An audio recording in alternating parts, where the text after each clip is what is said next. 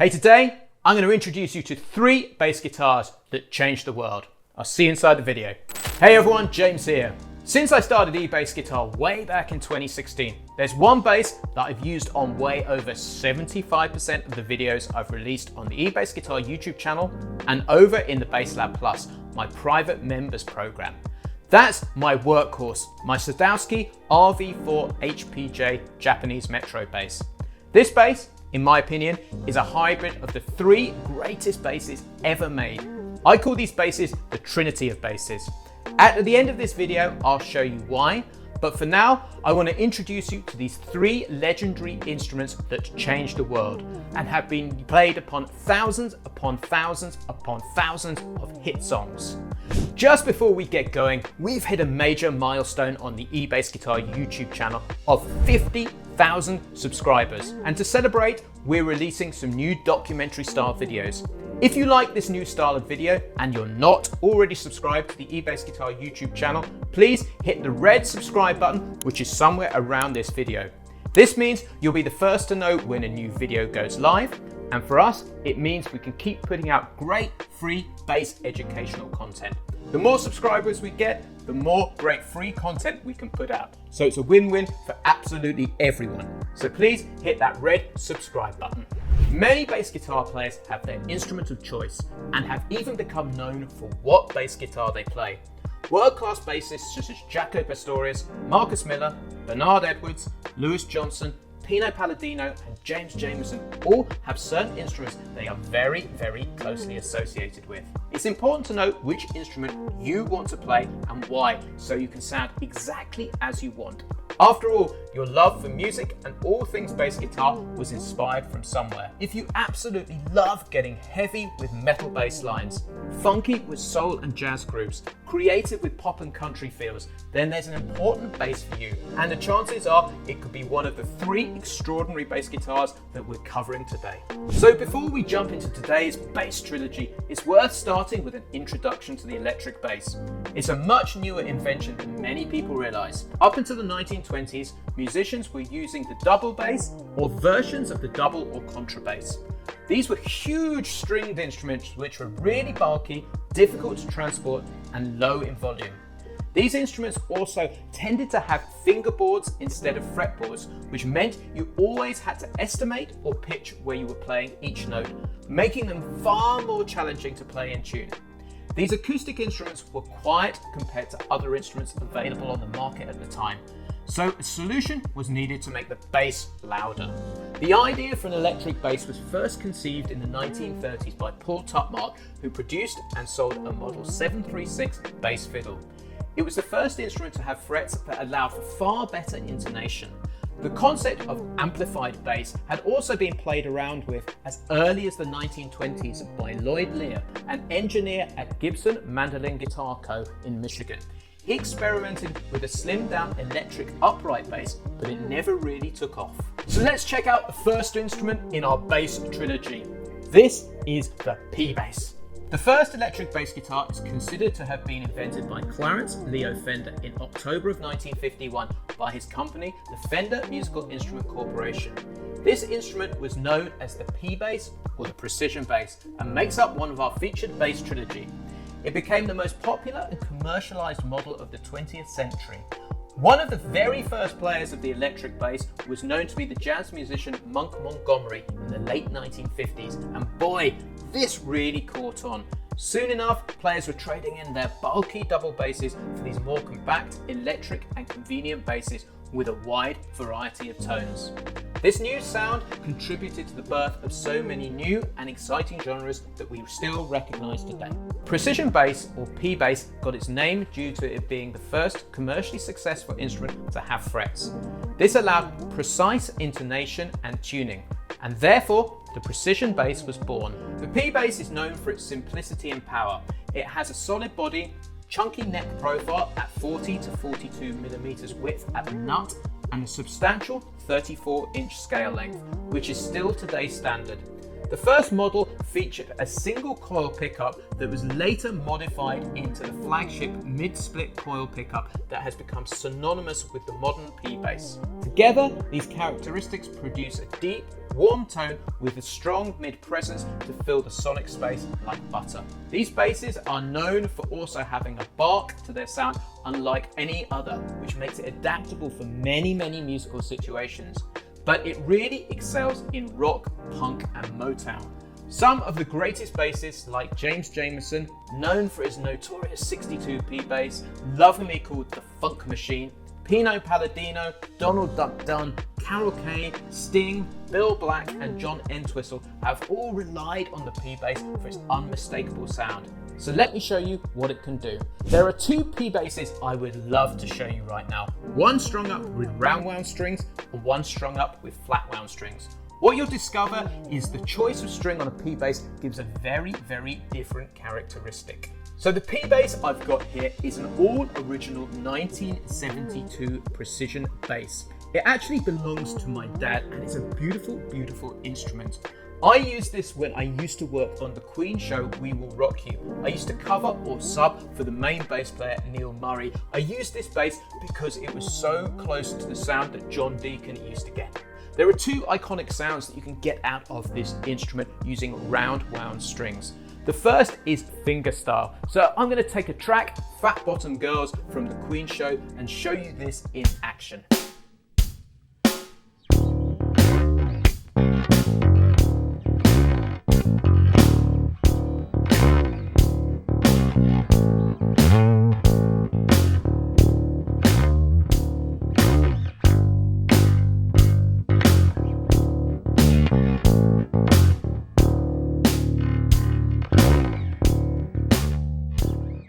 The next sound I want to show you is the P-bass using a pick, because this is used so much by rock and punk players and it is an incredible sound which really cuts through the mix. So I'm going to choose another track from the Queen show called Headlong and I'm going to show you this sound. You'll also see that I am using a drop D extender here so I can get those low D notes which also sound really awesome on a P-bass.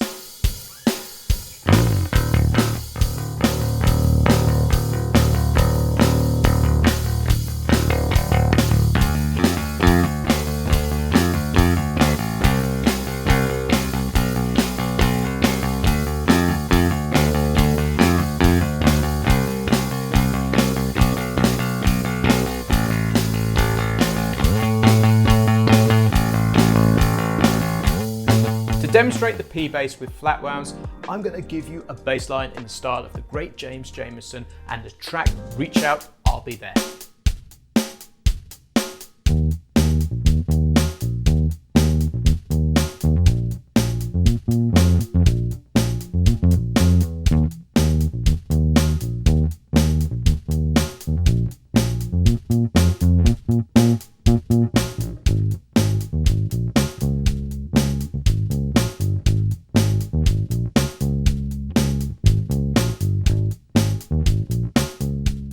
Now let's check out one of the most iconic recordings using a P-bass. This is What's Going On, performed by Marvin Gaye with the incredible James Jamerson on bass. This showcases the iconic sound of the P-bass with flat wound strings on a bass which was affectionately known as the Funk Machine. Honey, so you can see what's going on. What's going on? Hey, what's going on? Tell me what's going on. As you can hear, the precision bass has a beautiful fat sound to it, and its warm and deep tone make it perfect for those wanting to excel in styles as diverse as punk to rock, Motown through to new soul. That's not to say it's adaptable for other genres too. And if you love this sound and you want to dig deeper right into the heart and soul of bass guitar history, this bass guitar is for you. Next up, we're going to check out another one of Leo Fender's incredible creations, the jazz bass. So here we have the jazz bass, another creation introduced by Leo Fender in the 1960s, which was originally released as a deluxe model. The jazz bass got its name from the Jazzmaster guitar, also released 2 years prior, due to its similar offset body type. Known for its versatility and distinctive tone, the jazz bass quickly became a favorite amongst musicians. This bass features dual single coil pickups, one closer to the neck and one closer to the bridge, that allows for a variety of tones to be blended to taste. This is a key factor in the instrument's versatility. The neck is also much thinner, 38mm at the nut this time, that allows for more accurate string skipping, speed and comfort. This instrument was also associated with jazz playing at the time and took over as the partial favoured replacement of the bulky double bass. The body featured an offset waist, just like the Jazzmaster, that moved the body away from the player's picking arm.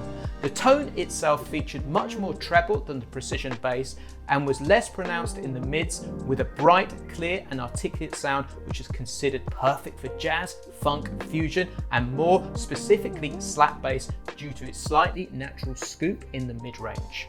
The original jazz bass had two stacked knob pots with volume and tone control for each pickup.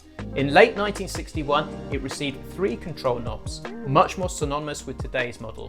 One knob for each pickup volume and one for overall tone. The original jazz bass model also featured the spring-felt mutes from 1960 to 62. These were designed to dampen the overtones and sustain by being screwed in between the bridge and the pickup. These mutes weren't a huge success and were replaced by cheaper, more simple foam mute glued underneath the bridge cover, also used by the P-Bass from 1963 onwards. The use of mutes declined, however, and Fender started producing instruments without bridge, tailpiece and pickup covers. Bass legends such as Jaco Pastorius, Marcus Miller, Larry Graham, John Paul Jones, Geddy Lee and Aston Barrett have made the jazz bass their instrument of choice. So let's check out what the jazz bass sounds like. So here I have a original mid-70s jazz bass. You can tell by the block inlays and the maple fretboard here.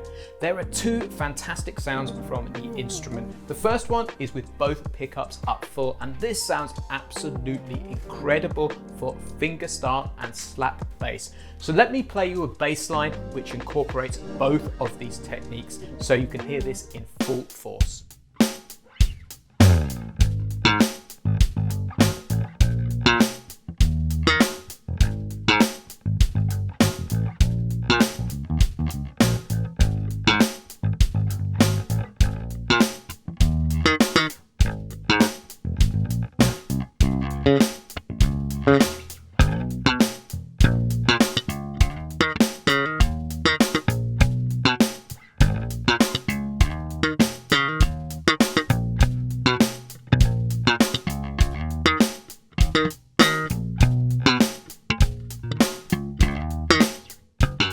So the second iconic bass sound I want to show you is simply soloing or isolating the bridge pickup. This will give you an extraordinary amount of punch and poke.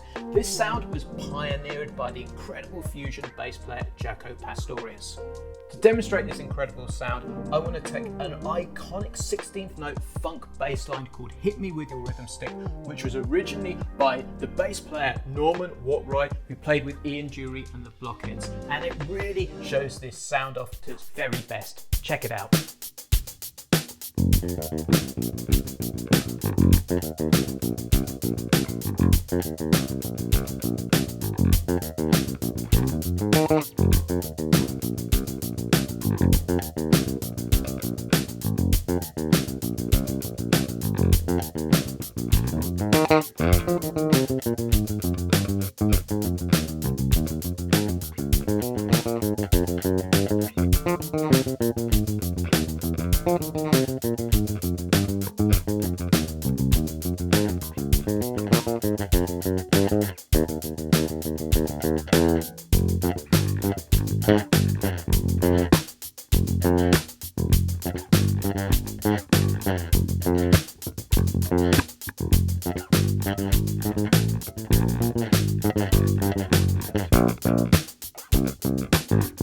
To hear this instrument in context, let's check out Marcus Miller playing some incredible slap bass on a souped up signature jazz bass that he developed alongside Fender.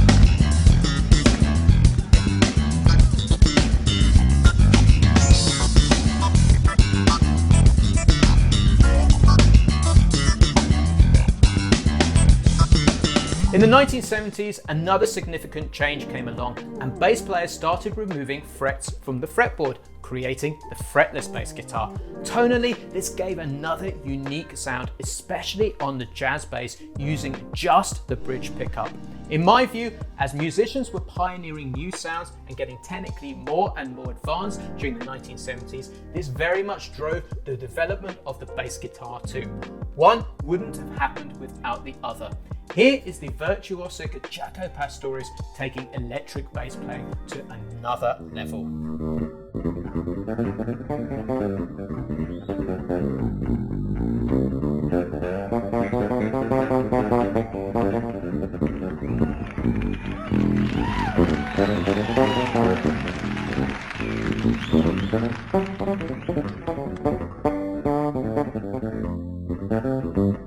As you can hear from the demonstrations, it's clear why this bass is considered such a flexible addition to the world of bass guitar.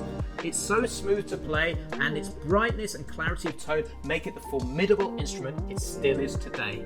So let's check out the third instrument in our trilogy. This is the Music Man StingRay.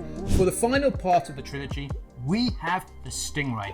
Introduced in 1976 by Leo Fender's company, Music Man, which was taken over by Ernie Ball in 1984. This bass was originally designed by Leo Fender, Tom Walker, and Sterling Ball, and was the first production 4-string bass to feature on-board active equalization.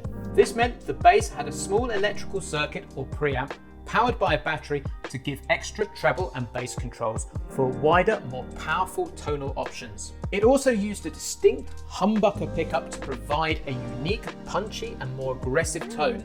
It was one of the first basses to feed the string through the body, through the underneath of the bridge for an allegedly better tone. There's a common debate about which one is better. We don't have time to get into that right now. Its solid roadworthy construction, hardened steel bridge, oval pick guard, 3+1 tuning key configuration, and humbuckers make the bass recognizable and contribute towards the powerful, deep tone and crisp highs it's known for. Originally, the StingRay featured a 2-band EQ that allowed bass players to adjust the bass and treble only, but modern versions of the StingRay now contain a 3-band EQ and therefore give mid-range adjustments too. The StingRay's original active preamp was sealed in epoxy resin to avoid reverse engineering or other companies stealing the technology. The pickup placement is towards the bridge for a tighter and slightly more nasal sound that leans into the mids, making it a favorite in rock, funk, and particularly disco music. Since 1984, many significant additions have been made to the modern StingRay bass, which includes 2 humbucking pickups in the early 2000s and the 5-string variant, which is sometimes even more popular than the 4-string version. The StingRay also features a 6-bolt neck plate as opposed to the traditional 4-bolt neck plate, supplying more body to neck contact, along with extra rigidity and therefore better body sustain. Typically, the StingRay line has featured a Nash body with a maple neck alongside either a maple or rosewood fingerboard, finished with oil coat, not the hard lacquer used by Fender, and this provides a smoother texture to the neck. So here I have got an early 2000s Music Man StingRay with the 2-band EQ, and this is an absolute beast. To show you this bass in action, I'm going to play the iconic chic track Le Freak as originally played by Bernard Edwards. Check out this incredible tone.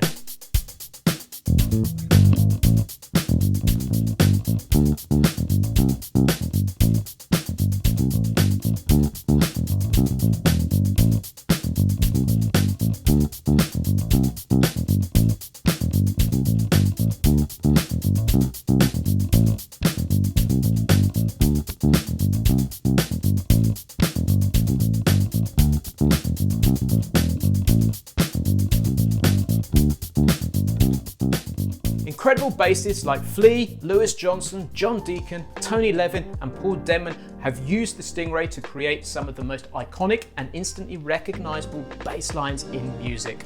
Here's a taste of what it can do. To show this instrument in action, here's the incredible Bernard Edwards playing Good Times, which is the ultimate example for me of the StingRay in action.